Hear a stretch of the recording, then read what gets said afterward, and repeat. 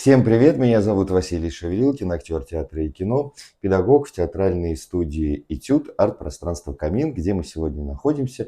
И у нас сегодня Сава Соколов. Привет! Добрый день, всем привет. Сава наш ученик и выпускник, но так случилось, что через какое-то время он вернулся к нам в студию, но об этом чуть позже. Мы спросим, зачем он вернулся, почему он вернулся. А сейчас, Сав, хочу спросить первое. Почему ты пошел в театральную студию и когда это было? Это было, наверное, в классе во втором. Изначально я пошел, потому что туда ходил мой одноклассник, и он как-то меня позвал. Я туда пришел, мне очень понравилось, и я продолжил. Так, а одноклассник? Ушел. Вот так вот завел, значит, и сам вышел, и ты остался на сколько лет? До 8 класса. До 8 класса, а почему потом ушел? Потом поставил выбор перед собой, идти дальше в спорт или остаться. Я поменял школу, ушел в спортивное училище и продолжил в спорте, Мгм. Какой спорт? велосипедный. Велосипедный. Сколько ты в нем был? Около 6 лет, наверное. А что больше, театралка или спорт? И то осталось в сердце. Да, не, а больше-то что было? Больше. Не, в смысле по времени, где ты По времени, наверное, все-таки театралка побольше была, может, на год, на два. на год, на два? Хорошо, скажи, пожалуйста, а почему выбор пал на велосипедный спорт? Э, Изначально была какая-то история, что я сидел за компьютером, посмотрел какой-то мультик, что-то про велосипед, там они ездят. Мгм. Мне понравилось, я такой, классно. Что-то нашел в интернете, забил секцию, и там тоже понеслось. Мгм. А что сложнее в театральной студии обучение, либо заниматься профессиональным спортом? Ну, конечно, физические нагрузки в спорте тяжелее, Мгм. а в театралке устаешь морально. Почему? Что у тебя здесь? Ну, ты как бы эмоционально работаешь, отдаешь себя, а там только физически. Понятно. А театральная студия помогает в спорте или нет? Или Э, наоборот, может, спорт помогает в театральной студии? Ну, театральная студия, наверное, во всем помогает, в спорте тоже. И спорт тоже какую-то выносливость, умение терпеть тоже. Хорошо, давай 3 пункта. А, Театральная студия. Что в театральной студии а, можно взять для жизни, для спорта? Для жизни, наверное, какую-то уверенность в себе, раскрепощенность и внимание. Мгм. А в спорте, ну, вот умение терпеть, преодолевать себя, выносливость. Ты думаешь, что в театре такого нет? Я думаю, тоже есть, но в меньшей В степени. меньшей степени, ну, скорее всего, по физике, да, конечно, мы так Мгм. не трудимся. Скажи, пожалуйста, почему у тебя возник такой выбор? Либо спорт, либо театральной студии. В 8 классе, получается, ты сделал выбор в сторону спорта. Во-первых, какие у тебя достижения? Ну, я чемпион России, призер чемпионатов России. С чемпионом я сижу. Мгм.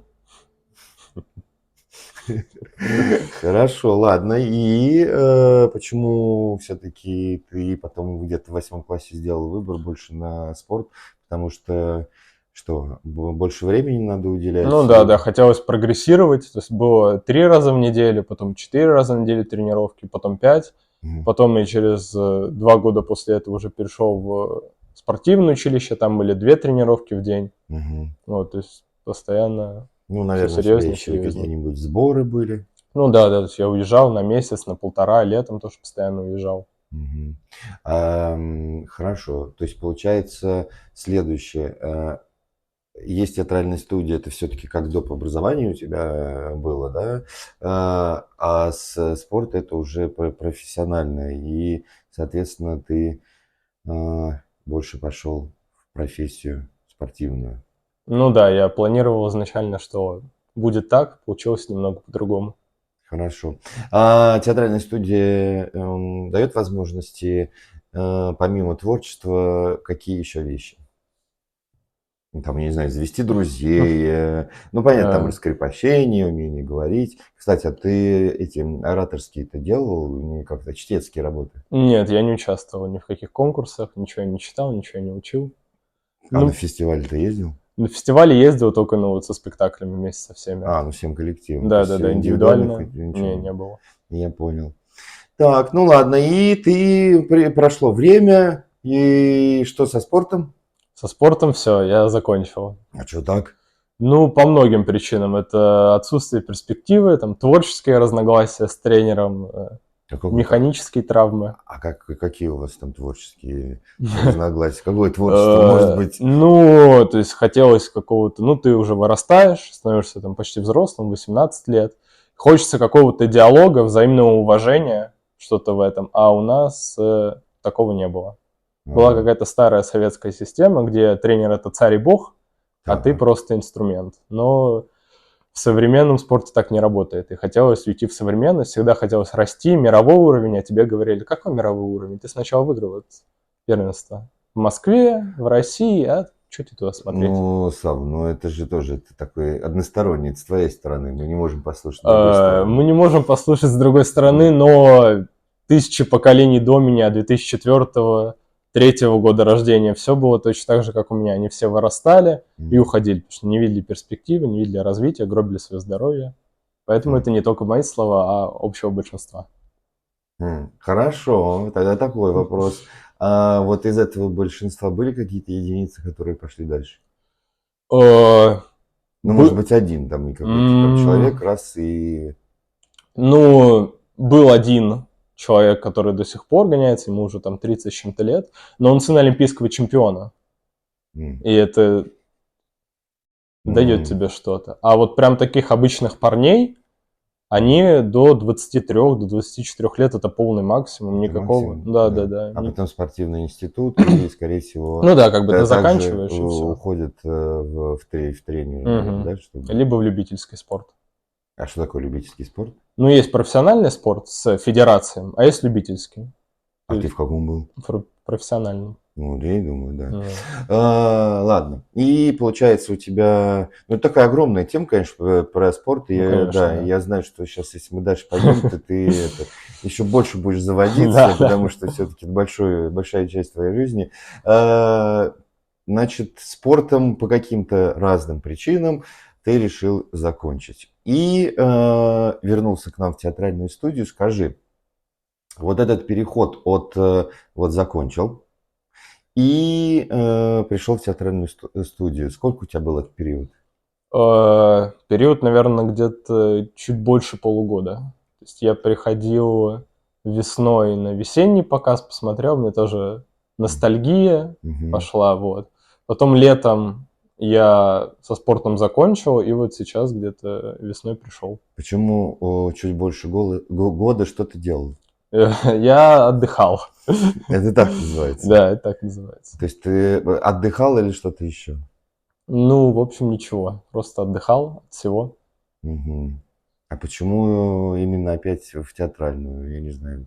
Не в бизнес, не в экономику, ну что-то серые какие-то деятельности. Ну, я подумал, я что-то умею делать плюс-минус хорошо. Лучше я буду это как бы совершенствовать, доводить до идеала, нежели буду... С нуля что-то еще? Да. Так, ну рассказывай. Ты вернулся в театральную студию «Этюд» и что ты тут делаешь? Я встретил других выпускников, присоединился к ним, и вместе с ними мы начали ставить пьесу. Они ее ставили до меня, и я вот сейчас тянулся. Какую? «Вдовы». Мурожика. Что? Я тебя подловил. Ты не знаешь автора пьесы? Нет, я пьесу так чуть-чуть читал. Это обычная ваша история, конечно. А вы читали пьесу? Нет.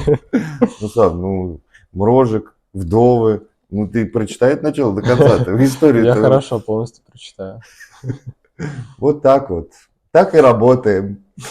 О чем история-то? Хотел спросить, но если ты не читал, то... Ну, я плюс-минус знаю, что это театр абсурда. Так. Вот, и там непонятно, что за время, чуть-чуть понятно, что за место. Ну, и там разные сюжеты. Логично. Да. Хорошо, кого ты играешь? Я играю сейчас в пьесе «Это мужчина номер 2», его зовут Тристан, и планирую себя на роль официанта в будущем. Вот так вот. Вот так вот. Да. А сколько там, во-первых, персонажей, и, ну, в смысле, сколько человек, и сколько выпускников? Ты говоришь, что выпускники собрались Я и сейчас стали... буду считать. Давай. В пьесе 2 женщины, 2 мужчины и смерть, и еще официант. И Все. И какой? посчитать, давайте вы посчитайте. Я тоже посчитал, я вообще Ну знал, сколько скажи, там. сколько? Ну, ты серьезно? Я не буду сейчас считать. 6 человек. Мне подсказывают 6. Ну, 4 и 4. Все, И плюс 4, официант 4, и 8. смерть. Уже 10. Ну ладно, не подтверждай теорию, что спортсмены только могут физически выполнять, но посчитать им это. Ну, Сложно. да. Я сейчас просто на другой волне, На какой? на творческой. У тебя репетиция была? Да, да. Ты еще из нее не вышел, поэтому ты Мгм. немножко еще там. Зависаю. Понятно. Когда вы планируете выпустить эту постановку? Планируем в начале мая вроде как. Мгм. Где-то так. В начале мая, что на майские праздники, когда все разъедутся, и вы покажете на Ну, я пустой не зал? знаю, это от творческого руководителя зависит, как он А, скажет. Это вот куда ты смотришь, не в камеру, а все в уголок. Он правильно, потому что мы же забираем паспорта у них, пока они не выпустятся, они не выйдут отсюда. Пока они здесь не прочитают пьесу, в которой играют, то все, дверь закрыта. Ну, серьезно. Ну, не на майские же, наверное, все-таки, не в Ну, я начале. не знаю. Ну, Попозже чуть-чуть. наверное, от вас зависит все-таки. Хорошо. Ты сказал, что это театр абсурда. Вопрос такой. О чем, как бы не история, да, не сам сюжет, а о чем вы хотите сказать зрителю? В общем, по спектаклю и твой персонаж. Вот что ты говоришь? Мой персонаж лично, он влюблен в смерть, он жаждет смерти. Это присутствует в жизни каждого мужчины в той или иной степени. Мой персонаж хочет сказать это. Он женат на очень властной женщине, которая его контролирует, но при этом он хочет вот этой свободы окончательной Мгм. и ищет смерть. Так. А по пьесе в целом это, наверное, такие житейские ситуации, которые возведены в абсолют. Ух ты. Это все из жизни, только чуть-чуть в меньшей степени. Пригласишь зрителей? Дорогие зрители, приглашаю вас на премьеру. Не знаю, когда она будет, мы потом напишем. Вот. Все? Все, да, наверное. Ну, Коротко и ясно. правильно, да, кратко, сестра таланта, собственно. А мы знаем, что Слава талантливый человек. И выпустишь спектакль, сыграешь, может быть, и на фестивале по каким-то покатаетесь, а может быть, еще продолжать будете работать. И последний, наверное, вопрос, который я хочу тебе задать. Планируешь ли ты связать свою жизнь с творчеством? Ух. Ну, душа к этому лежит, да. Я буду пробовать, скорее всего, буду стараться, а там уже как получится. А что именно? Поступать в театральный попробую, наверное, с вашей помощью. Вот так вот. А потом закончишь и Гамлета поставим. Да, Мы же, помнишь, это да, я помню, да. нереализованное же, Да, да, понимаешь? гештальт закроем. Да, хотя бы монолог. Ну что, серьезно, ты поешь Да, театрально? да, я пойду. Чё Сдам бы- литературу и вперед. А что, больше нет, нечем заняться? Ну, нет, как-то. Больше ничего не хочется. Ну, ясно. Ну что, желаю тебе тогда... А ты в этом году или на следующий? Когда ты Ну, планируешь? в этом, а там как это. Может, с первого раза получится, и тогда уже все. Ты в этом году это попробуешь, проверишь, посмотришь, как вообще это работает, а на Мгм. следующий год уже это. А что пробовать? Давай сразу-то, господи, да и все. А мы будем гордиться. Потом будем уже брать интервью у студента какого-нибудь 5 лучших вузов. Класс. Спасибо, что зашел. Спасибо, что остался после репетиции и рассказал о том, что вы здесь делаете с выпускниками. И давай, так как ты помоложе меня будешь, ты Мгм. лучше знаешь, как сказать вот по поводу этих колокольчиков, лайков. Так. Дорогие друзья, подписываемся, ставим лайки, колокольчик, смотрим до конца, чтобы алгоритмы Ютуба, да? Все правильно говорю? Наверное. Алгоритмы Ютуба продвигали наши видео. Вот, очень на это надеемся. Спасибо, что досмотрели до конца. Мы будем вас радовать новыми выпусками, новыми посиделками у камина. Всем пока! Всем пока!